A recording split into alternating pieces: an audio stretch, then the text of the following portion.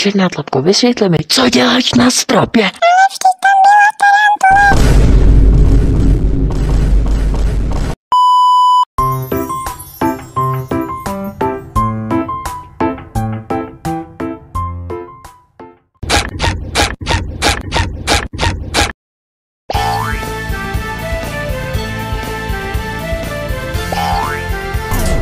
Černá tlapko, co stojíš?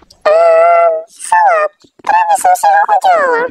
Takže to by už nejsáty? No, tak já si půjdu vzít ten můj z lednice. Ale ne, snad nepřijde na to, že jsem ji ho vzala. Brownback, počkej, nejdřív ti musím ukázat, co jsem nakreslila. A kde to je? Já to nevím, jdeš se kouknout do obýváku. To bylo těsný.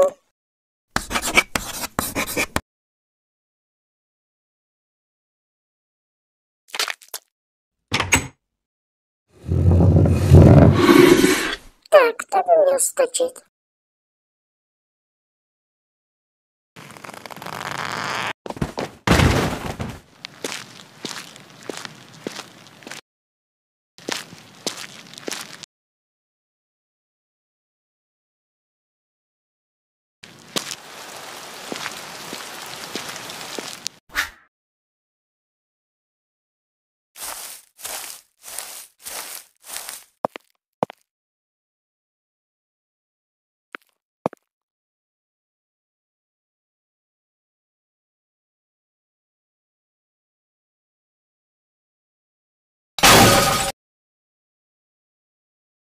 Brownbacky, tady máš svůj salát.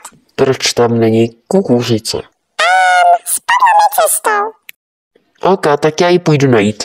Já už jí vyhodila, nechtěla jsem, aby si jedla špinavou kukuřici. Koš je v kuchyni, že jo? Já si ji jenom umyju.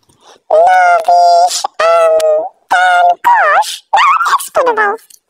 Černá tlapko, uvědomuješ si, že jsi v kuchyni a ten koš je právě za tebou? Hele, ptáček. Vidíš, vybuchl. Ok, to beru.